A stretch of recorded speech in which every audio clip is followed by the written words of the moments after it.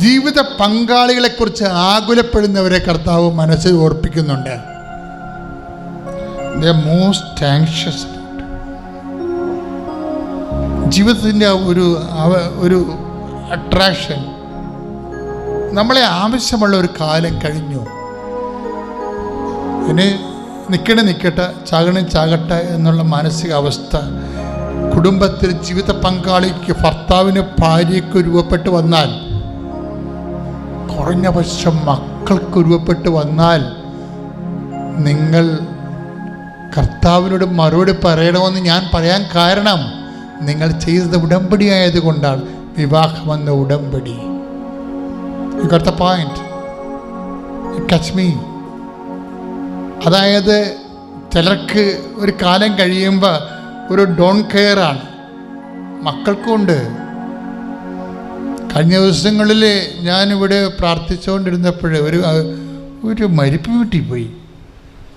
അപ്പോൾ മരിച്ച ആളിൻ്റെ പെങ്ങളുടെ മകൻ വന്ന് എന്നോട് പറഞ്ഞു, ഞങ്ങളുടെ അമ്മയും കിടപ്പാണ്, മരിക്കുമ്പോൾ അച്ഛനെ അറിയിക്കാമെന്ന് പറഞ്ഞു. ഞാൻ ഞെട്ടിപ്പോയി. എന്താണ് അവർ ഉദ്ദേശിച്ചതെന്ന് എനിക്ക് മനസ്സിലായിട്ടില്ല. ഇന്നലെ സംഭവിച്ച കാര്യമാണ്. ഞാനൊരു മരിപ്പ് വീട്ടിൽ പോയതാണ്. അപ്പോൾ അവിടെ നിന്ന് ആ മരിച്ചാളിൻ്റെ പെങ്ങളുടെ മകൻ എന്നോട് പറഞ്ഞു, ഞങ്ങളുടെ അമ്മയും കിടപ്പാണ്, മരിക്കുമ്പോൾ അച്ഛനെ അറിയിക്കാമെന്ന്. എന്താ അച്ഛൻ വരണമെന്ന് എന്നെ ബുക്ക് ചെയ്തവർ. എൻ്റെ അടുത്ത് വെച്ചാൽ അവൻ ഇപ്പം തന്നെ മരിച്ചതായിട്ട് കണക്കാക്കിയിരിക്കണം അമ്മ. ദിസ് ഈസ് ഒരു കൂദാശ ചെയ്ത ബന്ധത്തിലാണ് ഇതെല്ലാം സംഭവിക്കുന്നത്. നിങ്ങൾ ആരെയും എഴുതി തള്ളരുത്. എപ്പോഴെങ്കിലും മരിച്ചോളൂ എന്നാണ് അവർ പറയണത്. എപ്പോഴെങ്കിലും മരിച്ചോളും. മക്കൾ ചിലരങ്ങനെ കരുതലുണ്ട്, അപ്പൻ അമ്മ കിടപ്പാണ്, എപ്പോഴെങ്കിലും മരിച്ചോളൂ. അങ്ങനെ വന്നാൽ അത് കുദാശയോട് ഉള്ള ഒരു മറുതലിപ്പാണ്. കാര്യം നീ ജനിച്ചിരിക്കുന്നത് കുദാശയിലാണ്, അപ്പനും അമ്മയും ചെയ്ത കുദാശയിലാണ്. അതിനൊരു കമ്മിറ്റ്മെൻറ്റ്സ് ഉണ്ട്. അവരോട് പറഞ്ഞിരിക്കുന്നത് മക്കളെ സ്നേഹിക്കാൻ പറഞ്ഞിട്ടുണ്ട്, മക്കളോട് പറഞ്ഞിരിക്കുന്നത് അവരെ ബഹുമാനിക്കാൻ പറഞ്ഞിട്ടുണ്ട്. അതിന് ടൈം പറഞ്ഞിട്ടില്ല. അവർ ഈ ഭൂമി ഉള്ളിടത്തോളം കാലമെന്നാണ് എൻ്റെ അർത്ഥം. കുദാശ ഒരു ഉടമ്പടിയാണ്. അതല്ല ഈ അവസാനം പറഞ്ഞിരിക്കണം. ബൈബിള് തീരാൻ പോവുകയാണ്. വെളിപ്പാടിൻ്റെ പുസ്തകത്തിൽ എഴുതി തീരാൻ പോവുകയാണ് പരിശുദ്ധാത്മാവ്. അപ്പോൾ പറഞ്ഞ് അന്ത്യകാലങ്ങൾ ശ്രദ്ധിക്കണം, ലാസ്റ്റ് ചാപ്റ്റർ ശ്രദ്ധിക്കണം. നിൻ്റെ ആദ്യ ചാപ്റ്ററൊക്കെ നല്ലതായിരുന്നു, പക്ഷേ ലാസ്റ്റ് ചാപ്റ്ററും കൺക്ലൂഷനും ശ്രദ്ധിക്കണം. അതാണ് ഇന്നത്തെ സന്ദേശം. ഏറ്റവും വലിയ വെളിപാടെന്ന് പറയുന്നത് ലാസ്റ്റ് ചാപ്റ്റർ ശ്രദ്ധിക്കാൻ പറഞ്ഞിരിക്കുകയാണ്.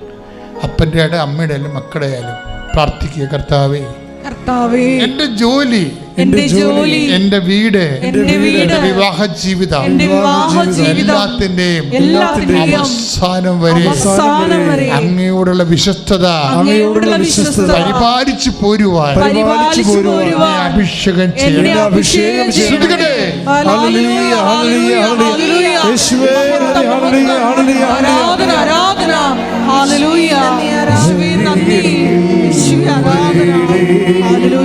സദയം തുടരെ സുഖമായി എൻ്റെ ഉള്ളം അരികിൽ വരേണേ. സദയം തുടരെ സുഖമായി എൻ്റെ ഉള്ളം. കരയേറ്റത്തിൻ്റെ പ്രാർത്ഥനകളാണ്. ജോലിയില്ലാത്തവരെ, വീടില്ലാത്തവരെ, കടങ്ങളിൽ പ്രയാസപ്പെടുന്നവരെ, പെട്ടുപോയിരിക്കുന്നവരെ. ഞാനതാണ് എല്ലാ വിഷയവും എടുത്ത് അമ്മയെടുത്ത് കൊണ്ടുവരണത്. യാതൊരു ആശങ്കയും എനിക്കില്ല ഒന്നിനും. എനിക്ക് ആശങ്ക ഉള്ളത് നിങ്ങളുടെ കാണിക്കുന്ന കാര്യം. നിങ്ങളങ്ങനെ കുറ്റം പറയാൻ പറ്റത്തില്ലല്ലോ. മനുഷ്യന് പ്രയാസമൊക്കെ വരുമ്പോഴേ ചിലപ്പോൾ പ്രാർത്ഥനയൊക്കെ വീണ് പോകത്തില്ലേ. എന്നാലും ഒന്ന് അവസാനം പിടിച്ചു നിൽക്കാനുള്ള കൃപയ്ക്ക് വേണ്ടി നിങ്ങൾ പ്രാർത്ഥിക്കണം. ഒന്ന് പ്രാർത്ഥിച്ചേ. കർത്താവേ, ഞങ്ങൾക്ക് നിരാശ വരുമ്പോൾ, വീഴ്ചകൾ വരുമ്പോൾ, ഞങ്ങള് പതറിപ്പോകുമ്പോൾ, അവസാനം വരെ വിശ്വാസത്തിലെ, പ്രത്യാശയിലെ, പ്രാർത്ഥനയിലെ പിടിച്ചു നിൽക്കാനുള്ള പ്രത്യേക അഭിഷേകം, മരിയൻ അഭിഷേകം, അമ്മയ്ക്കുണ്ടായിരുന്ന അഭിഷേകം, കുരിശിന്റെ ചുവട്ടിൽ നിന്ന അഭിഷേകം എനിക്ക് നൽകണമേ, ഈ നിമിഷം നൽകണമേ.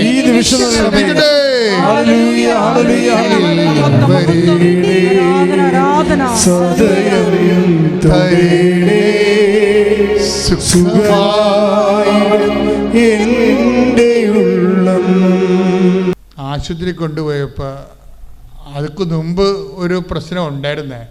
അതിക്ക് മുമ്പ് ഇവരൊന്ന് ആശുപത്രി പോയായിരുന്നു. ആശുപത്രി പോയപ്പോൾ ഡോക്ടർ ഇവരുടെ മലത്തിൽ നിന്ന് ചോര പോകുന്ന കാര്യത്തെക്കുറിച്ച് ഡോക്ടർ സംസാരിച്ചായിരുന്നു. അപ്പോൾ ഡോക്ടർ പറഞ്ഞ് അതിന് എൻഡോസ്കോപ്പി എടുക്കണം, ഈ വായിൽ കൂടി ക്യാമറ കയറ്റി വിടണ പരിപാടിയുണ്ട്. പിന്നെ കൊളനോസ്കോപ്പി എടുക്കണമെന്ന് പറഞ്ഞ്, അതെന്താണ് കുടലിലൂടെ ക്യാമറ കയറ്റി വിടുന്നത്.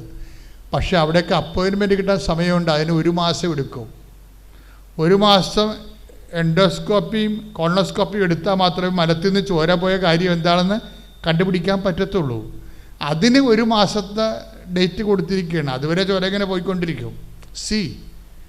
നിങ്ങൾ ഈ മെറിറ്റിലേക്കൊക്കെ പോകുമ്പോൾ ഉണ്ടാകുന്ന അതിൻ്റെതായിട്ടുള്ള ഒരു പരാധീനതയുണ്ട്.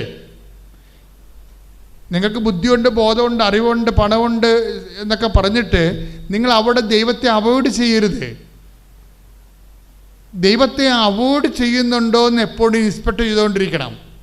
നിങ്ങളുടെ കലിബറ്, നിങ്ങളുടെ കഴിവ്, നിങ്ങളുടെ കപ്പാസിറ്റി, കഴിവ് ദൈവത്തെ അറിയാതെയോ അവബോധ തലത്തിലോ ദൈവത്തെ അവോയ്ഡ് ചെയ്യുന്നുണ്ടോ എന്ന് എൻ്റെ മക്കളെ ഇടയ്ക്കിടയ്ക്ക് ഇങ്ങനെ ഇൻസ്പെക്ട് ചെയ്തുകൊണ്ടിരിക്കണം.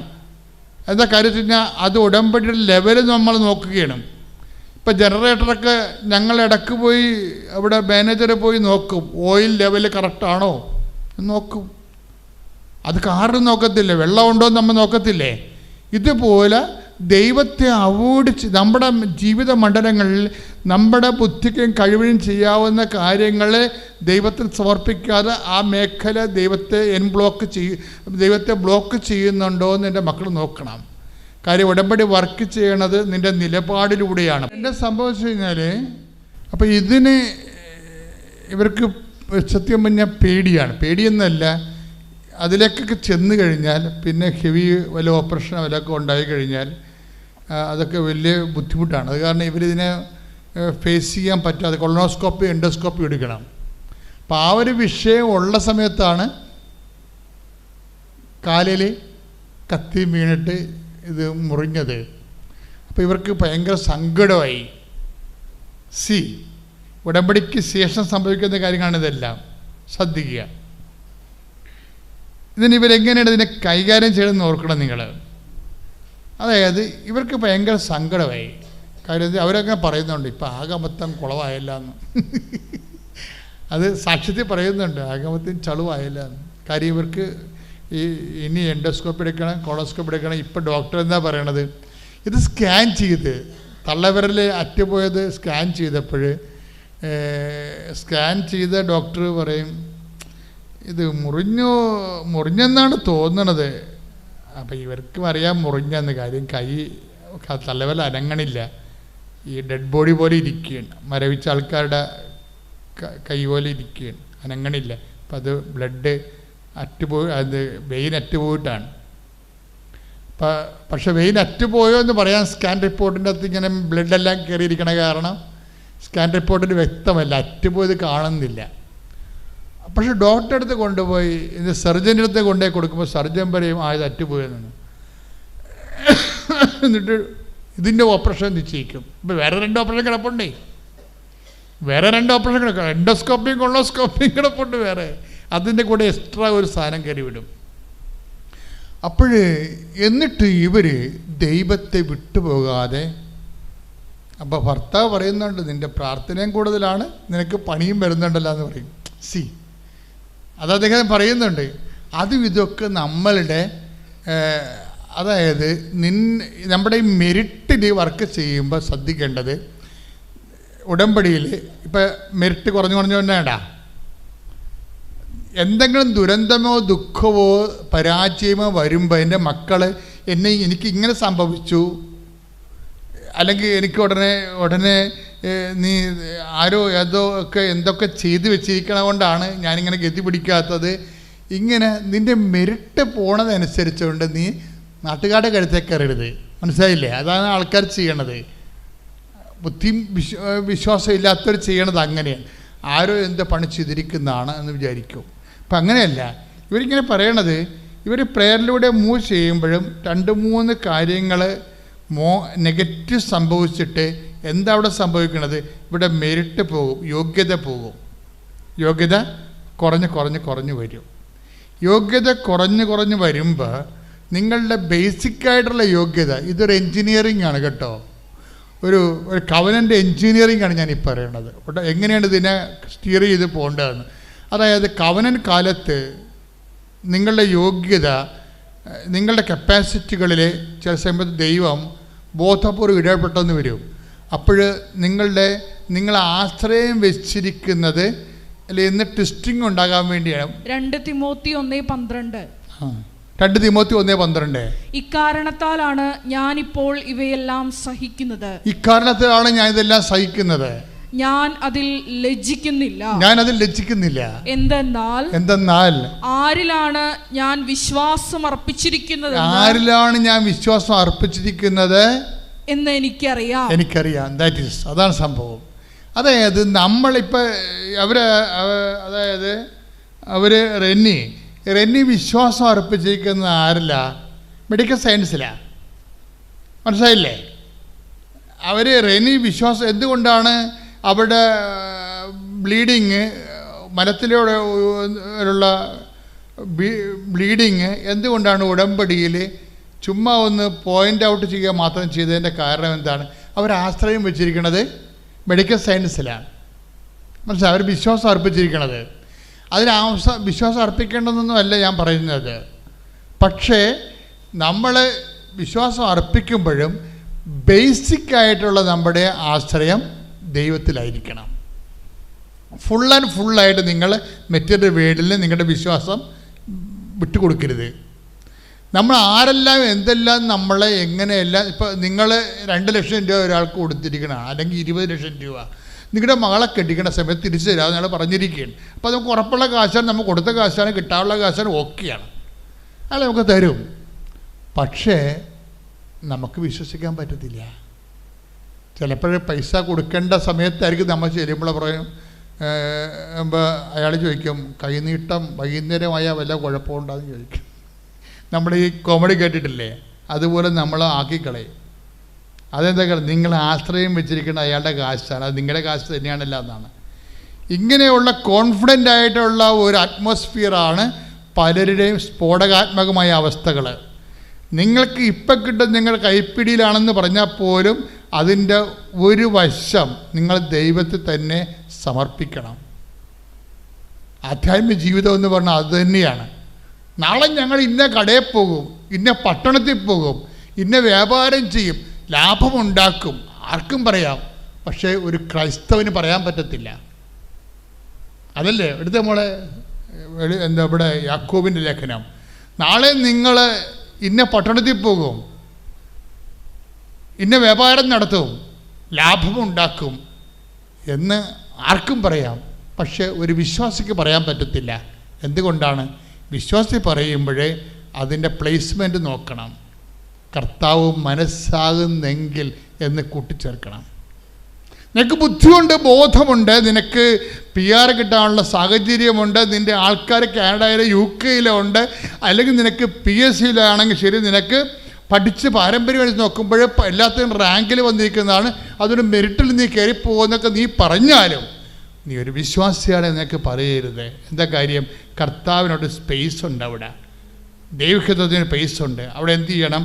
കർത്താവ് മനസ്സാകുന്നെങ്കിൽ വായിച്ചോളൂ. യാക്കോബ് 4:13, 14, 15. യാക്കോബ് 4-ാം അധ്യായം 14-15. ഇന്നോ നാളെയോ ഏറ്റു പറഞ്ഞേ, ഇന്നോ നാളെയോ ഞങ്ങൾ ഇന്ന പട്ടണത്തിൽ പോയി അവിടെ ഒരു വർഷം താമസിച്ച് വ്യാപാരം ചെയ്ത് ലാഭമുണ്ടാക്കുമെന്ന് പ്രഖ്യാപിക്കുന്ന നിങ്ങളോട് ഒന്ന് പറയട്ടെ, നാളത്തെ നിങ്ങളുടെ ജീവിതം എങ്ങനെയുള്ളതായിരിക്കും എന്ന് നിങ്ങൾക്ക് അറിഞ്ഞുകൂടാ. അല്പനേരത്തേക്ക് പ്രത്യക്ഷപ്പെടുകയും അതിനുശേഷം അപ്രത്യക്ഷമാവുകയും ചെയ്യുന്ന മൂടൽമഞ്ഞാണ് നിങ്ങൾ. നിങ്ങൾ ഇങ്ങനെയാണ് പറയേണ്ടത്. ഇതാണ് റൈറ്റ്, ഗോട്ട് ഇറ്റ്. അതായത് നിങ്ങൾ ഇങ്ങനെയാണ് പറയേണ്ടത്. അപ്പറോ കർത്താവ് മനസ്സാകുന്നെങ്കിൽ ഞങ്ങൾ ജീവിക്കുകയും യഥായുക്തം പ്രവർത്തിക്കുകയും ചെയ്യും. ഇതാണ് സമർപ്പണം. അടുത്ത റൗണ്ടിന് വേണ്ടിയിട്ട് എന്നെ സെലക്ട് ആയിട്ടുണ്ടെന്ന് പറഞ്ഞ് എനിക്ക് മാനേജർ റൗണ്ട് നടത്തി. തിങ്കളാഴ്ച, അത് കഴിഞ്ഞിട്ടുള്ള ഡിസംബർ 5-ാം തീയതി തിങ്കളാഴ്ചയാണ് അവർ റിസൾട്ട് പറയുമെന്ന് പറഞ്ഞിരുന്നത്. എന്നാൽ തിങ്കളാഴ്ച എനിക്ക് റിസൾട്ടൊന്നും വന്നില്ല. ചൊവ്വാഴ്ച ഡിസംബർ 6-ാം തീയതി ഞാൻ കൃപാസനത്തിൽ ഇവിടെ വന്ന് അരമണിക്കൂർ കഴിഞ്ഞപ്പോൾ എനിക്കൊരു മെയിൽ വന്നിരുന്നു. അത് വേറൊരു പൊസിഷനിലോട്ട് അപ്ലൈ ചെയ്യുന്ന മാതിരിയായിരുന്നു വന്നിരുന്നത്. അപ്പോൾ ഞാൻ കരുതി അതെനിക്ക് കിട്ടിയില്ല, വേറൊരു പൊസിഷനിലോട്ട് അപ്ലൈ ചെയ്യാൻ വേണ്ടിയിട്ട് വന്നതായിരിക്കുന്നു കരുതി. എന്നാൽ ഞാൻ വൈകിട്ട് വീട്ടിലെത്തി കഴിഞ്ഞപ്പോൾ തന്നെ അവിടുന്ന് കോള് വരികയും ആ പൊസിഷനിൽ പെട്ടെന്ന് തന്നെ അപ്ലൈ ചെയ്യുക, എന്നാൽ ഓഫർ ലെറ്റർ തരാൻ പറ്റുള്ളൂ എന്ന് പറഞ്ഞു. ഡിസംബർ 7-ാം തീയതി തന്നെ അവർ വിളിച്ചിട്ട് എന്നോട് പറഞ്ഞു, ആദ്യം പറഞ്ഞിരുന്നത് ഡിസംബർ 12-ന് ജോയിൻ ചെയ്യണമെന്നായിരുന്നു. പിന്നെ 7-ാം തീയതി വിളിച്ചിട്ട് പറഞ്ഞു അവർ ജോയിനിങ് ഒന്ന് ചേഞ്ച് ചെയ്യുവാണ്, ജനുവരിയിലോട്ട് ആക്കുവാണെന്ന് പറഞ്ഞു. ഞാൻ മാതാവിൻ്റെ അടുത്ത് ഡേറ്റ് വെച്ച് പ്രാർത്ഥിച്ചു. ഡിസംബർ 25 ഞാൻ ഡേറ്റ് വെച്ചിരുന്നത്. 25-ന് മുമ്പായിട്ട് ഒന്നെങ്കിൽ എനിക്ക് ഓഫർ ലെറ്റർ കിട്ടണം, അല്ലെങ്കിൽ ഡിസംബർ 30-ന് മുമ്പായിട്ട് എനിക്ക് ജോയിൻ ചെയ്യാൻ പറഞ്ഞ് എന്തെങ്കിലും ഒന്ന് എനിക്ക് ലഭിക്കണമെന്ന് പറഞ്ഞ് ഞാൻ പ്രാർത്ഥിച്ചു. 2 ദിവസം കഴിഞ്ഞ് ഡിസംബർ 10-ാം തീയതി എനിക്ക് അവരുടെ അടുത്ത് നിന്ന് കോള് വന്നു. അവർ കമ്പനിയുമായിട്ട് ഒന്നുകൂടി ആലോചിച്ച് കഴിഞ്ഞപ്പോൾ അവർ ഡിസംബർ 19-ന് തന്നെ ജോയിനിങ് വെക്കാൻ തീരുമാനിച്ചു. ഓഫർ ലെറ്റർ ഇപ്പം തന്നെ അയക്കാമെന്ന് പറഞ്ഞ് അവർ എനിക്ക് ഓഫർ ലെറ്റർ അയച്ചു. ഞാൻ ആഗ്രഹിച്ചിരുന്നതിലും ഇരട്ടിയിലും അധികമായൊരു സാലറി പാക്കേജ് തന്നാണ് അവരെന്നെ ജോയിനിങ് ഡേറ്റ് എനിക്ക് ഓഫർ ലെറ്റർ തന്നത്. ഡിസംബർ 19-ന് ഞാൻ അവിടെ പോയി ജോയിൻ ചെയ്തു. ആദ്യമായിട്ടാണ് ഒരു ക്രിസ്മസ് ഞാൻ വീട്ടിൽ നിന്ന് മാറി നിൽക്കുന്നത്. അതും കേരളത്തിൽ നിന്ന് ആദ്യമായിട്ടാണ് ഞാൻ പുറത്തു പോകുന്നത്. അതുകൊണ്ട് തന്നെ എനിക്കൊരു ഭയങ്കര സങ്കടമായിരുന്നു. ക്രിസ്മസ് ഇവിടെ ആഘോഷിക്കാൻ പറ്റിയിരുന്നെങ്കിലും ഓർത്ത്. അവർ HR വിളിച്ച സമയത്ത് ഞാൻ ചോദിച്ചിരുന്നു, ഡിസംബർ 25-ന് ക്രിസ്മസ് എനിക്കിവിടെ ആഘോഷിക്കാൻ പറ്റുമോ, അത് കഴിഞ്ഞിട്ട് ജോയിൻ ചെയ്താൽ മതിയായിരുന്നോ എന്ന് ഞാൻ ചോദിച്ചായിരുന്നു. പക്ഷേ അവർ പറഞ്ഞത് ഇമ്മീഡിയറ്റ് ജോയിനിങ് ആണ്, അതുകൊണ്ട് പെട്ടെന്ന് തന്നെ ജോയിനിങ് ചെയ്യണമെന്നാണ് പറഞ്ഞിരുന്നത്. ഞാൻ ജോയിനിങ് ചെയ്ത് 2 ദിവസം കഴിഞ്ഞ് എൻ്റെ മാനേജറിൻ്റെ അടുത്ത് ഞാൻ ഇതിനെക്കുറിച്ച് ഒന്നുകൂടി ഒന്ന് ചോദിച്ചു നോക്കിയതാണ്. മാനേജർ സമ്മതിച്ചു. പിന്നീട് അന്ന് തന്നെ ഞാൻ നാട്ടിലോട്ട് തിരിച്ചു കയറി പോന്നു. വർക്ക് ഫ്രം ഹോം എടുത്തിട്ട് നാട്ടിലോട്ട് തിരിച്ചു കയറി പോന്നു. ജനുവരി 2-നാണ് ഞാൻ തിരിച്ചു ചെല്ലുന്നത്. അവിടെ ഞാൻ പെയിൻ ഗസ്റ്റായിട്ട് താമസിക്കുമായിരുന്നു. അവിടെ റൂമിന് ചെറിയൊരു പ്രോബ്ലം ഉണ്ടായിരുന്നു. 2 ആഴ്ച തന്നെ അവരെന്നെ 3 തവണ റൂം മാറ്റിച്ചു. ഞാൻ എന്നിട്ട് മാതാവിൻ്റെ അടുത്ത് പ്രത്യക്ഷീകരണ പ്രാർത്ഥന ചൊല്ലി ഞാൻ ഒരു നല്ല റൂം വേണമെന്ന് ഞാൻ പ്രാർത്ഥിച്ചു. പിറ്റേന്ന് തന്നെ എനിക്ക് മാതാവാണെങ്കിൽ 4 ഷെയറിങ്ങിൻ്റെ ഒരു റൂം 3 ഷെയറിങ് ആക്കിയത് നല്ല അത്യാവശ്യം സൗകര്യമുള്ള ഒരു റൂം തന്നെ എനിക്ക് മാതാവ് ശരിയാക്കി തന്നു. പിന്നീട് എനിക്ക് പറയാനുള്ളത് ഉടമ്പടി തൈലം ഉപയോഗിച്ച് എനിക്ക് സൗഖ്യം കിട്ടിയതിൻ്റെ കാര്യമാണ്. എനിക്ക് നടുവേദന ജോയിൻ ചെയ്ത് കുറച്ച് ദിവസം കഴിയുമ്പോൾ തന്നെ എനിക്ക് നടുവേദന തുടങ്ങിയിരുന്നു. 2-3 ദിവസമായിട്ട് നടുവേദന ഉണ്ടായിരുന്നു, മാറുന്നില്ലായിരുന്നു. ഞാൻ ഉടമ്പടി പ്രാർത്ഥന തൈലം വിശ്വാസ പ്രമാണം ചൊല്ലി പുരട്ടി പിറ്റേ ദിവസം തന്നെ എനിക്ക് രോഗസൗഖ്യം കിട്ടി. പിന്നെ എനിക്ക് ഉടമ്പടി എടുക്കുന്നതിന് മുമ്പ് തൊട്ട് ചെറുതായിട്ട് തണുപ്പടിക്കുമ്പോൾ ജലദോഷവും ഡസ്റ്റ് അലർജിയും ഉണ്ടായിരുന്നു. ഈ സമയത്ത് ഡിസംബർ ജനുവരി സമയത്ത് ബാംഗ്ലൂർ നല്ല തണുപ്പാണ്. അപ്പം എനിക്ക് അതോർത്ത് നല്ല ടെൻഷൻ ഉണ്ടായിരുന്നു. ഞാനിപ്പം മാതാവിൻ്റെ അടുത്ത് പ്രാർത്ഥിച്ച് ഇവിടുന്ന് പോകുന്നതിന് മുമ്പേ ഉടമ്പടി തൈലം പുരട്ടുകയും വെള്ളത്തിൽ ഉപ്പ് ചേർത്ത് കഴിക്കുകയും ചെയ്തിരുന്നു. അതിനുശേഷം ഞാൻ ബാംഗ്ലൂർ ചെന്ന് കഴിഞ്ഞിട്ട് എനിക്ക് യാതൊരു വിധത്തിലുള്ള ഒരു ബുദ്ധിമുട്ടും ഉണ്ടായിരുന്നില്ല. ഇവിടെ നിന്ന് സാക്ഷ്യം പറയാൻ അവസരം ലഭിച്ചതിന് മാതാവിനും തിരുകുമാരനും 1000 നന്ദി പറയുന്നു. എൻ്റെ പേര് ലിജി. ഞാൻ മംഗലാപുരത്ത് ബെൽത്തങ്ങാടി രൂപതയിൽ നിന്നാണ് വരുന്നത്. ഞാൻ ഉടമ്പടി എടുത്തത് ജൂലൈ 5 2022 ഞാൻ ഉടമ്പടി എടുക്കാൻ ഒന്നാമതായിട്ട് കാരണം എൻ്റെ മകന് അവനിപ്പോൾ 6 വയസ്സ് കഴിഞ്ഞു. 2 വയസ്സുള്ളപ്പോൾ അവന് ഫ്രോണ്ടൽ ലോബ് എപ്പിലെപ്സി എന്ന് പറയുക, അതായത് ഫിറ്റ്സ് വന്നു. അങ്ങനെ അവന് ഒരു ദിവസം തന്നെ ഒരു 10-15 പ്രാവശ്യമെങ്കിലും ഈ എപ്പിസോഡ്സ് വരും. അങ്ങനെ ഞങ്ങൾ ഡോക്ടറെ കാണിച്ചപ്പം ഇങ്ങനെ ഡോക്ടർ സസ്പെക്റ്റ് ചെയ്തു ഇത് ഫ്രോണ്ടൽ ലോബ് എപ്പിലെപ്സിയാണ്. പക്ഷേ അവന് കൊടുക്കാൻ പറ്റുന്നതിൻ്റെ മാക്സിമം ഡോസാണ് അവർ ഡോക്ടർ കൊടുത്തത്. പക്ഷേ മെഡിസിൻ സ്റ്റാർട്ട് ചെയ്തെങ്കിലും അത് എപ്പിസോഡ്സ് കുറഞ്ഞു വന്നതേ ഉള്ളൂ, പക്ഷേ കംപ്ലീറ്റ് സ്റ്റോപ്പായില്ല. അങ്ങനെ ഞാൻ ഇവിടെ വന്ന് ഉടമ്പടി എടുത്തു. ഉടമ്പടി എടുത്ത ശേഷം അവന് ആ എപ്പിസോഡ്സ് കംപ്ലീറ്റ് സ്റ്റോപ്പാവുകയും പിന്നെ അവൻ്റെ മെഡിസിൻ്റെ ഡോസേജ് കുറയ്ക്കാനും തുടങ്ങി. കുറച്ച് ഇപ്പം കഴിഞ്ഞ ജനുവരിയിൽ അവനെ ലാസ്റ്റ് വിസിറ്റ് ചെയ്തു. അപ്പം ഡോക്ടർ പറഞ്ഞു ഇനി ഏറ്റവും മിനിമം ഡോസാണ് ഇപ്പോൾ അവന് കൊടുത്തുകൊണ്ടിരിക്കുന്നത്, ഇനി 3 മാസത്തിന് ശേഷം അത് സ്റ്റോപ്പ് ചെയ്യാമെന്നാണ് ഡോക്ടർ പറഞ്ഞത്. അതുപോലെ തന്നെ ഞാൻ US ഒരു സർട്ടിഫൈഡ് നേഴ്സിംഗ് അസിസ്റ്റൻസ് പ്രോഗ്രാം ഓൺലൈനിൽ അറ്റൻഡ് ചെയ്യുന്നുണ്ടായിരുന്നു. അതിൻ്റെ കോഴ്സ് അറ്റൻഡ് ചെയ്ത് പാസ്സാവുന്നതിനേക്കാളും ബുദ്ധിമുട്ടാണ് US ഇൻ്റർവ്യൂ പാസ്സാവാൻ, വിസ ഇൻ്റർവ്യൂ. അപ്പം എൻ്റെ ബാച്ചിൽ 12 പേരോളം വിസ ഇൻ്റർവ്യൂവിൽ അറ്റൻഡ് ചെയ്തു. പക്ഷേ ആരും പാസ്സായില്ല, എല്ലാം റിജക്റ്റായിപ്പോയി. അപ്പോൾ എനിക്ക് എൻ്റെ കോൺഫിഡൻസ് മൊത്തം പോയി. കാരണം എന്നെക്കാളും നല്ല സമൃദ്ധരായ കുട്ടികളാണ് ആദ്യം പോയിരുന്നത്. പക്ഷേ അവർക്ക് കിട്ടാതെ വന്നപ്പം പിന്നെ ഞാൻ കൃപാസന മാതാവിൽ തന്നെയാണ് പൂർണ്ണമായി ആശ്രയിച്ചത്. ഞാൻ ഇവിടുന്ന് ഉടമ്പടി എടുത്തപ്പോൾ കിട്ടിയ കാശ് രൂപ എൻ്റെ കഴുത്തിൽ ധരിച്ചു. പിന്നെ ഇവിടുന്ന് കിട്ടിയ വെഞ്ചിരിച്ച ഉപ്പ് ഞാൻ കോൺസുലേറ്റിൽ കയറിയപ്പോൾ അതിന് കോമ്പൗണ്ടിൽ ആരും ചവിട്ടില്ലാത്തടത്ത് ഇട്ടു പ്രാർത്ഥിച്ചു. അതുപോലെ തന്നെ എൻ്റെ സർട്ടിഫിക്കറ്റ്സിന് കൂടെ ഞാൻ കൃപാസന പത്രം വെക്കുകയും അമ്മ മാത്രം എനിക്ക് ആശ്രയമുള്ളൂ. കാരണം ബാക്കി എൻ്റെ കഴിവുകൊണ്ട് കിട്ടില്ല എന്ന് എനിക്ക് പരിപൂർണ്ണ വിശ്വാസമായിരുന്നു. 1% പോലും എനിക്ക് കിട്ടുമെന്ന് എനിക്ക് യാതൊരു ഉറപ്പുമില്ലായിരുന്നു.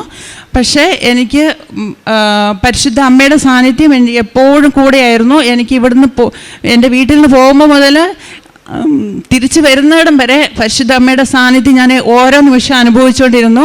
ഒത്തിരി തടസ്സങ്ങളുണ്ടായിരുന്നു. എൻ്റെ പാസ്പോർട്ടാണെങ്കിൽ പോകുന്നതിന് തലേ ദിവസമാണ് കിട്ടിയത്. അത് കിട്ടാൻ വേണ്ടി ഡിലേ ആയപ്പോഴും കൃപാസന മാതാവിൻ്റെ അടുത്താണ് മുഴുവൻ ഞാൻ പ്രാർത്ഥിച്ചത്. എല്ലാം ആ സമയത്ത് എനിക്കെല്ലാം ക്രമീകരിച്ച് എനിക്ക് മുമ്പേ പോയി എല്ലാം ഒരുക്കി വെച്ചിരുന്നു. പരിശുദ്ധ അമ്മയ്ക്കും തിരുക്കുമാരനും കോടാനുകോടി നന്ദി അറിയിക്കുന്നു. എൻ്റെ പേര് ലേഹ ജോബി. ഞാൻ ചമ്പക്കുളത്ത് നിന്ന് വരുന്നത്. ആദ്യമായിട്ട് അമ്മയുടെയും തിരുക്കുമാരൻ്റെയും നടയിൽ നിന്ന് സാക്ഷ്യം പറയാൻ കിട്ടിയ ഓർത്ത് ഞാൻ 1000 നന്ദി പറയുന്നു. ഞാൻ 2019 ഉടമ്പടി എടുത്തതായിരുന്നു. അന്ന് കൊറോണ കാരണം മുടങ്ങിപ്പോയിരുന്നു. അന്ന് എനിക്കൊരു രോഗസൗഖ്യം കിട്ടിയായിരുന്നു. 2019 ഫെബ്രുവരി മാസം ഞങ്ങൾ കാഞ്ഞിരപ്പള്ളിയിൽ എൻ്റെ ഭർത്താവിൻ്റെ സഹോദരിയുടെ വീട്ടിൽ വിവാഹത്തിന് പോയിരുന്നു. അന്ന് വിവാഹത്തിന് തലേന്ന് ഞങ്ങളും ചേച്ചിമാരും എല്ലാവരും കൂടെ ഡൈനിങ് ടേബിളിൽ ഭക്ഷണം കഴിച്ചുകൊണ്ടിരുന്നപ്പോൾ എൻ്റെ തൊണ്ടയിൽ ഒരു എല്ലും കഷ്ണം കുരുങ്ങി. അത് വലിയൊരു എല്ലും കഷ്ണമായിരുന്നു. എല്ലാവരും ഓർത്ത് തമാശയായിരിക്കുമെന്ന് ഓർത്ത് എല്ലാവരും ചിരിച്ചു. പക്ഷേ പിന്നെ എല്ലാവർക്കും മനസ്സിലായി അത് സീരിയസ് ആണ്. എനിക്കാണ് ശ്വാസം വിടാൻ പോലും പറ്റത്തില്ലായിരുന്നു. ഞാൻ അവിടെ നിന്ന് ഓടി, ഡൈനിങ് റൂമിൽ നിന്ന് ഓടി ഞാൻ അടുക്കള ഭാഗത്തേക്ക് പോയി. എനിക്ക് മനസ്സിലായി ഞാൻ മരിച്ചു പോകുമെന്ന്. എനിക്ക് ശ്വാസം പോലും എടുക്കാൻ പറ്റത്തില്ലായിരുന്നു.